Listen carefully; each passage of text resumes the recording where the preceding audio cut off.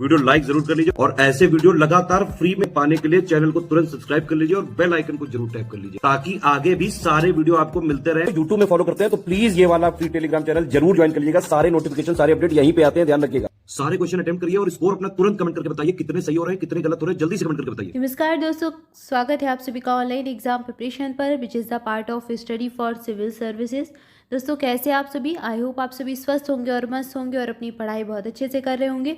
Allahabad high court group C का exam आने ही वाला है, 1 या 2 दिन बचे हैं बाकी, तो कुछ प्रश्नों का अभ्यास करेंगे। आई होप आपको ये वीडियो अच्छा लगे। वीडियो अच्छा लगे तो वीडियो को लाइक ज़रूर कर दें। सामान्य हिंदी विषय के प्रश्न रहेंगे और ये पेड क्विज का वीडियो रहेगा और ऐसे ही प्रश्नों का अभ्यास आप भी कर सकते हैं। अगर आप करना चाहते हैं तो आप डिस्क्रिप्शन में दिए गए कॉन्टैक्ट डिटेल को फॉलो कर सकते हैं। आइए चलिए स्टार्ट करते हैं। सबसे पहला प्रश्न दिया गया है, जिसका मूल्य बहुत अधिक हो उसको क्या कहते हैं? बहुमूल्य कहा जाता है या फिर अमूल्य कहेंगे या फिर मूल्य कहेंगे या फिर निर्मूल्य कहेंगे। तो जिसका मूल्य बहुत अधिक हो उसको बहुमूल्य कहते हैं। ऑप्शन ए सही उत्तर हो जाएगा। अगला प्रश्न है, 17 अक्षरों के वर्णव्रत का नाम। जो 17 अक्षरों का वर्णव्रत होता है उसका नाम क्या होता है? मंदाक्रांता होता है, दीर्घव्रत कहते हैं उसको, या फिर दीर्घसूत्री कहा जाता है, या फिर उसके लिए अतिव्रत शब्द का प्रयोग करते हैं।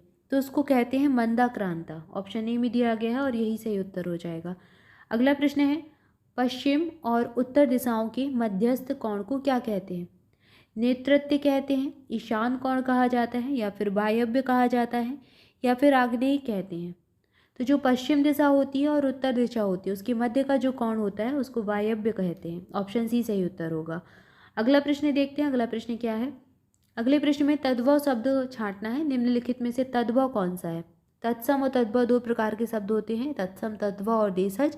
तत्सम शब्द वो होते हैं जो कि संस्कृत भाषा से ज्यों के त्यों ले लिए गए हैं या फिर संस्कृत भाषा के समान है, और तद्भव शब्द वो होते हैं जो कि आम बोलचाल की भाषा में या फिर सामान्य हिंदी भाषा में कुछ परिवर्तित करके सामने आए हैं। और देशज शब्द तो देसी भाषा के होते हैं या फिर आम बोलचाल के जो शब्द होते हैं उनको देशज कहते हैं। तो यहाँ पर तद्भव छांटना है, कणिका, क्लेश, या फिर किनकी, या फिर कुपच।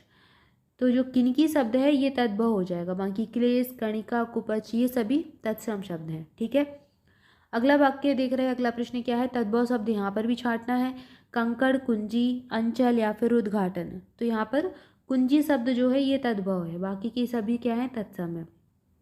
अगला प्रश्न देखते हैं। अगला प्रश्न भी तत्सम शब्द से है, लेकिन यहाँ पर प्रश्न थोड़ा सा परिवर्तित कर दिया गया है और प्रश्न में लिख दिया है नहीं।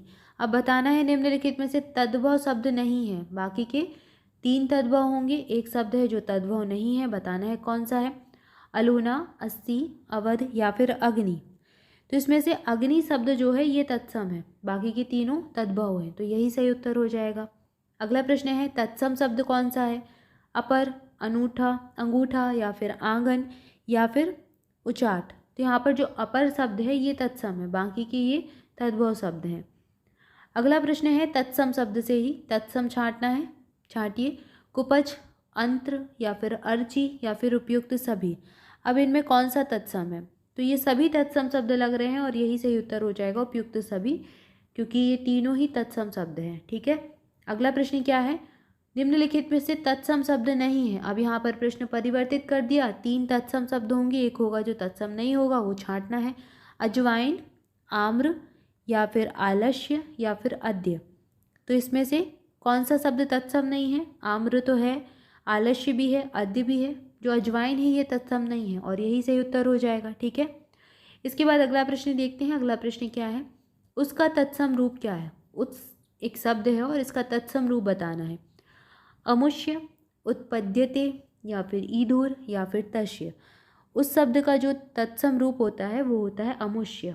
ऑप्शन ए में दिया गया है और यही सही उत्तर हो जाएगा। अगला प्रश्न है, आज का तत्सम रूप बताना है। आज को क्या कहते हैं तत्सम में? अद्य, अक्षी, अद्य या फिर अज्ञ। तो आज का तत्सम रूप होता है अद्य। ऑप्शन ए सही उत्तर हो जाएगा। ठीक है, इसके बाद अगला प्रश्न है, आज का तत्सम है, आज का तत्सम रूप क्या होता है? आश्रय होता है, आशा होता है, आम्र होता है या फिर अंक होता है। तो आज का जो तत्सम रूप है वो होता है आशा। ऑप्शन बी सही उत्तर हो जाएगा। अगला प्रश्न है, उल्लू का तत्सम रूप क्या है? उल्वूक, उलूक या फिर उल्लूक या फिर उल्वक। तो जो उल्लू होता है, उल्लू को तत्सम रूप में लिखते हैं उलूक। ऑप्शन बी सही उत्तर हो जाएगा। ठीक है, अगला प्रश्न है कपास का तत्सम रूप क्या है? तो कपास का तत्सम रूप क्या है? करपास, काज, करपाश या फिर कर्षार्पण। तो कपास को तत्सम रूप में लिखते हैं करपाश। ठीक है, ऑप्शन ही सही उत्तर हो जाएगा। इसको थोड़ा सा ध्यान देकर पढ़ें, करपाश। क्लियर है। इसके बाद अगला प्रश्न देखते हैं। अगला प्रश्न भी तत्सम से है। अब यहाँ पर पूछा गया है कुम्हार का तत्सम रूप क्या है? कुमार, कुंभकार या फिर काश्यकार या फिर कपर्दिका। तो कुम्हार को तत्सम रूप जो लिखते हैं वो है कुंभकार। ऑप्शन बी सही उत्तर होगा। ठीक है, अगला प्रश्न है पानी भरने वाला। जो पानी भरने वाला है उसको क्या कहते हैं? अम्बुबाह कहा जाता है या फिर अक्षधूर्त कहते हैं या फिर अगरहित या फिर अचिंत्य।